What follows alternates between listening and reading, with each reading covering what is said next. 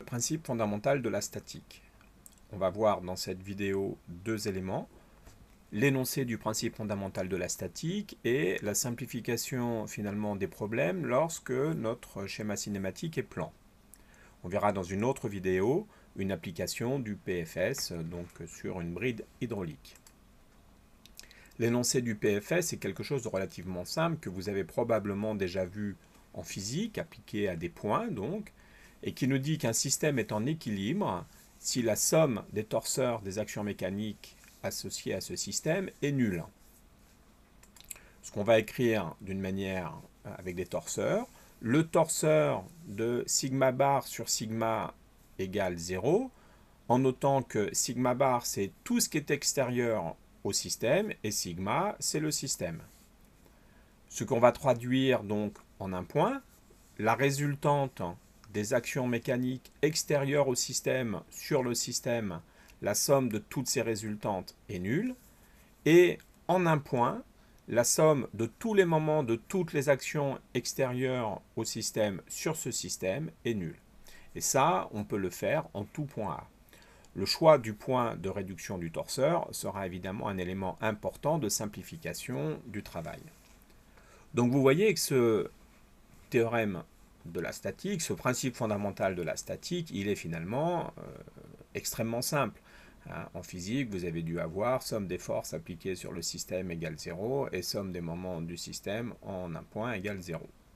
Voilà, donc là on a simplement réécrit ça avec notre outil torseur. Alors si on développe un petit peu, cette équation torsorielle, elle conduit à deux équations vectorielles finalement, si on réduit cette équation torsorielle en un point. Donc on a d'un côté le théorème de la résultante statique, qu'on appellera souvent TRS de manière abrégée, qui nous dit que la résultante de toutes les actions extérieures au système appliquées au système est nulle, et le théorème du moment statique, qui nous dit que la somme de l'ensemble des moments en A, ici, des actions extérieures au système sur le système est nulle. Là encore, on va simplement retenir le vocabulaire TRS, théorème de la résultante statique, TMS, théorème du moment statique. Une fois qu'on a écrit ces différents vecteurs dans la même base, c'est-à-dire qu'on a fait des projections suivant les coordonnées x, y, z d'une base qui aura été choisie pour développer ces équations, chacune des équations vectorielles nous donne 3 équations scalaires. Ce qui fait qu'au total, on a 6 équations. 3 équations sur la résultante, projetée suivant x, projetée suivant y, suivant z, et 3 équations pour le moment, projetées suivant x, y et z. Je vous rappelle qu'un produit scalaire par un vecteur unitaire d'une base, c'est l'équivalent d'une projection. Alors, la démarche qu'on va utiliser, nous, pour représenter un système, parce que la difficulté, elle n'est pas dans l'énoncé du principe fondamental de la statique, mais dans l'étude d'un système. Donc, la première chose à faire, c'est de représenter le graphe de structure ou schéma d'architecture de notre système. Voilà, on peut avoir un graphe de ce type-là, par exemple. Je ne sais pas du tout ce que ça représente, mais je le prends en termes d'exemple. On va donc ensuite isoler une partie du système. Alors isoler une partie du système, c'est isoler par exemple l'ensemble 3 ici, la pièce numéro 3, la classe d'équivalence 3. Et on va ensuite recenser les actions mécaniques extérieures. Donc on va regarder ce qui se passe sur 3. On a peut-être du vent qui arrive sur 3. On a un moteur, par exemple, qui s'appuie sur 2 et qui exerce un couple sur 3, par exemple aussi.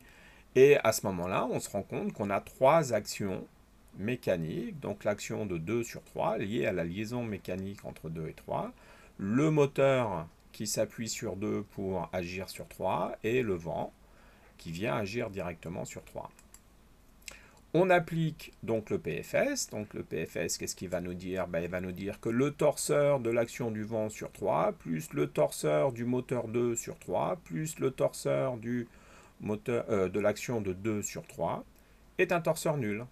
Ce qui nous conduit à écrire 6 équations, une fois projetées dans les différentes bases, dans la base commune pour écrire cette somme de torseurs. On résout donc analytiquement ou graphiquement ce problème Et on recommence.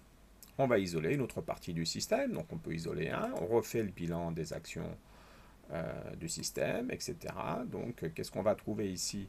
Ben, on va en trouver, je me rends compte que j'en ai oublié, on va retrouver 1, 2, 3, 4 actions.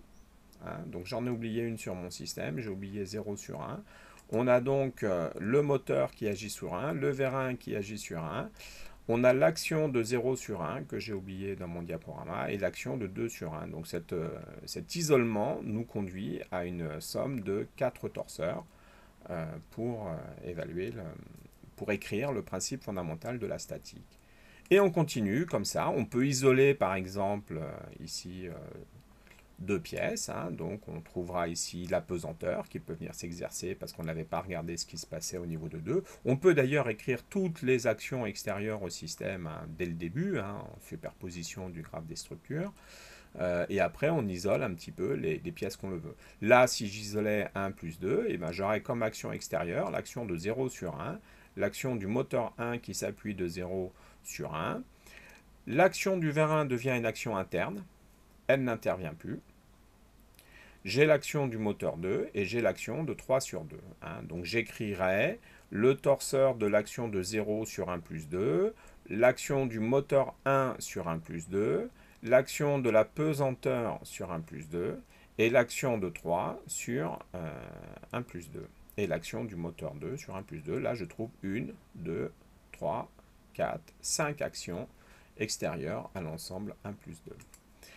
Et finalement, une fois que j'ai toutes mes équations, je réponds à la problématique. Donc on voit qu'un problème de statique nous amène finalement à comprendre ce qui se passe au niveau de notre mécanisme. Hein. Et l'idée, c'est d'avoir toutes les actions mécaniques de tous les éléments pour comprendre, dimensionner par exemple une liaison. Il faut connaître les contraintes qu'encaisse la liaison.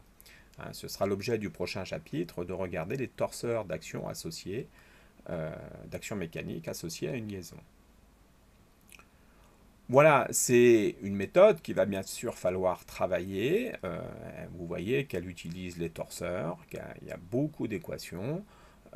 C'est pas très compliqué, c'est souvent des résolutions de systèmes d'équations, et c'est le choix d'un ensemble plus qu'un autre qui va faire que, tiens, dans cet ensemble-là, on n'a qu'une ou deux inconnues, donc directement deux équations, deux inconnues, hop, on a réussi à résoudre notre système, on passe à une autre partie du système qu'on va isoler, et voilà. Plutôt que d'écrire tout de suite toutes les équations et d'essayer de résoudre un système à 24 inconnus, 24 équations. Les systèmes hyperstatiques qui ne sont pas solubles ne sont pas au programme de première année et seront vus en deuxième année. Alors, on peut regarder les problèmes plans, souvent. On peut réduire la complexité du système, puisque 6 équations, 6 inconnues, ça fait quelque chose d'un peu fastidieux à résoudre, et on a souvent des problèmes plans. Alors si le problème est plan, c'est que la géométrie des liaisons du système présente un plan de symétrie. C'est ce qu'on vient de voir sur la diapo précédente, et c'est ce qu'on avait déjà vu en cinématique. C'est la même définition d'un problème plan. Ça signifie que les actions mécaniques extérieures exercées sur ce système sont dans ce plan, ou symétriques par rapport au plan. Ça veut dire que la résultante des actions mécaniques est parallèle au plan de symétrie, et que les moments des actions mécaniques extérieures sont perpendiculaires au plan de symétrie. Alors, ça veut dire qu'un problème plan, dans un problème plan, le PFS va fournir au maximum 3 équations scalaires. 2 équations issues du théorème de la résultante statique, qui sera projetée sur les 2 axes de la base appartenant au plan, et une équation issue du théorème du moment statique, projetée sur le 3e axe de la base et qui est donc perpendiculaire au plan. Si on regarde un petit peu ici ce problème plan, on a un problème qui par symétrie se trouve être dans le plan x, y. Et donc, ça veut dire que mes actions mécaniques, je peux avoir une composante pour la résultante en x, je peux avoir une composante pour la résultante en y, par contre, je ne peux pas avoir de composante suivant z. Donc, j'ai un 0 obligatoirement ici, je connais cette valeur de mon torseur. Et au niveau du moment, eh bien, quel que soit le point où j'applique le moment, mes actions qui sont dans le plan Y, X ne peuvent provoquer une rotation que suivant Z. Donc la seule inconnue, c'est la composante suivant Z du moment de mon action mécanique. Ça veut dire que la composante suivant X et la composante suivant Y du moment est nulle. Alors si on applique ça, quand on a un plan OXY, eh bien, c'est ce qu'on vient de dire, hein, c'est le torseur que j'ai écrit, donc on a obligatoirement, si on est suivant XY, une composante suivant Z de la résultante qui est nulle et les composantes suivant X et Y du moment qui sont nulles. Si le plan est OYZ, eh bien, à vous d'écrire le torseur qui correspond et en particulier les composantes de ce torseur qui sont nulles. Alors effectivement, si on a un plan YZ, eh bien la composante suivant X est nulle. Et pareillement, les composantes du moment suivant Y et Z sont nulles. Refaites le même exercice lorsque le plan est OXZ. En réfléchissant, et à ce moment-là, on se rend compte que c'est la composante suivant Y qui est nulle pour la résultante, et les composantes suivant X et Z qui sont nulles pour le moment. Voilà, c'était une petite vidéo. On étudiera donc la bride hydraulique en termes d'essai pour regarder ce qui fonctionne, enfin comment on applique le principe fondamental de la statique sur un exemple extrêmement simple.